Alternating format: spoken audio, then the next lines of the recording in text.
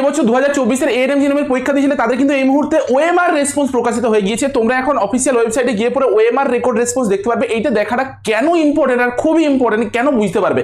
এইখানে তোমরা তোমাদের নিজেদের যে ওএমআর সিটটা ফিল আপ করে এসেছিলে সেটা দেখতে পাবে, সেটা চেক করাটা তোমাদের জরুরি, কারণ হতেই পারে তোমার ওএমআর ক্যান্সেল হয়ে গিয়েছে। তো ওখান থেকে তুমি দেখতে পাবে যে তোমার ওএমআর কি পরিস্থিতি রয়েছে, তোমার কোন কোন রেসপন্সগুলোকে নিয়েছে, আর সেটার সাথে তুমি মিলিয়ে পরে দেখে নিতে পারবে যে তোমার কত মার্কস এসেছিল।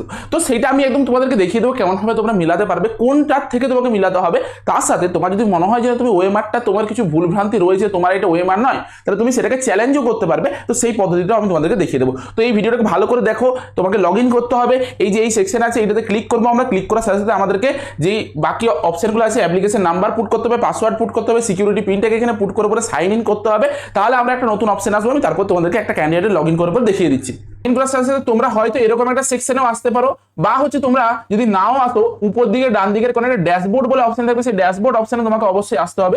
এরপর এইখান থেকে ভিউ অ্যান্ড চ্যালেঞ্জ অ্যান্সার কি এই অপশনটা আমরা আগেই দেখেছি, এইখান থেকে তোমরা অ্যান্সার কি পাবে। এই অ্যান্সার কিটাকে আরেকবার ডাউনলোড করবে তোমার যেটা পেপার সেট সেটার সাপেক্ষে।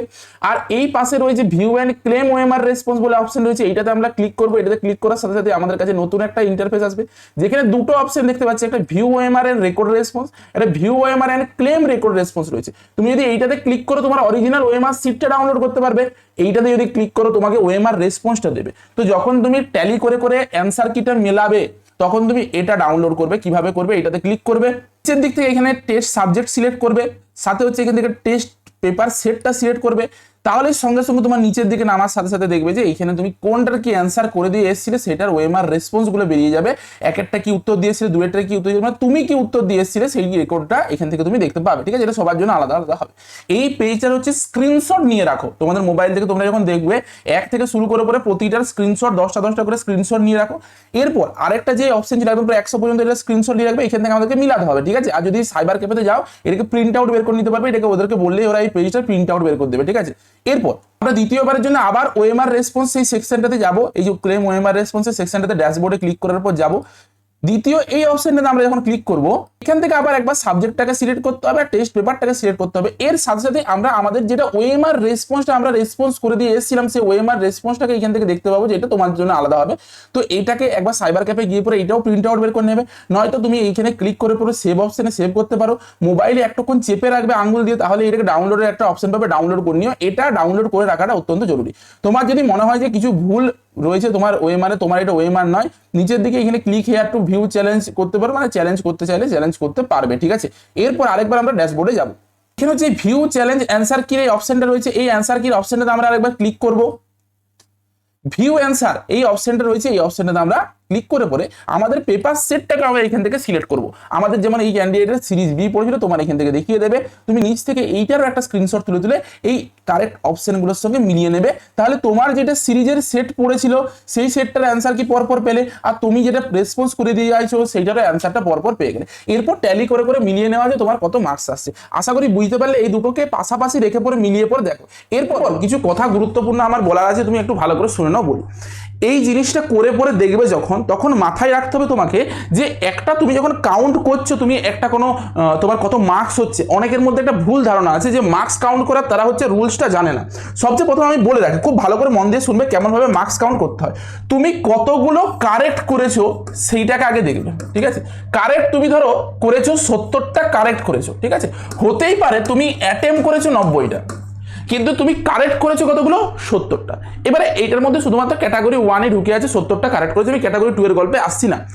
তার মানে তুমি কত মার্কস পাবে, তুমি 90টা অ্যাটেম্প করেছিলে, 70টা কারেক্ট করেছো, অর্থাৎ তুমি মার্কস পাবে 70। প্রথমে সঠিক করার জন্য 70 মার্কস পেয়েছিলে, কিন্তু তুমি যেহেতু 20টা আরো ভুল করে দিয়েছো, তার জন্য আরো কি হবে, 20 ইন্টু 0.25 বিয়োগ হবে। বোঝাতে পারলাম?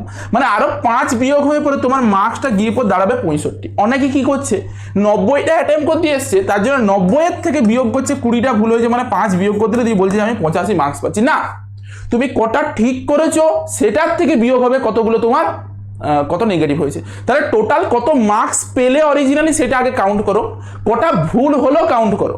শুধুমাত্র ক্যাটাগরি 1 এর ভুলগুলো কাউন্ট করবে, ক্যাটাগরি 2 এর কোনো প্রকারের ভুল কাউন্ট করবে না। ক্যাটাগরি 2 এর পার্সিয়াল মার্কিং এ নাম্বার পাবে। যদি তোমার 3টে সঠিক উত্তর ছিল, তুমি 2টোতে দাগ দিয়ে আসছিলে, তাহলে তুমি 4-এর 3 পাবে। যদি তোমার 3টে সঠিক উত্তর ছিল, তুমি একটাতে দাগ দিয়েছিলে, তুমি 2-এর 3 পাবে। যদি তোমার 2টো সঠিক উত্তর ছিল, তুমি একটাতে দাগ দিয়েছিলে, তুমি 1 পাবে। আর যদি তোমার যটা সঠিক উত্তর তোটাতেই দাগ দিয়ে আসো, তাহলে তুমি 2 করে পেয়ে থাকবে। এটা হচ্ছে পার্সিয়াল মার্কিং এর নিয়ম।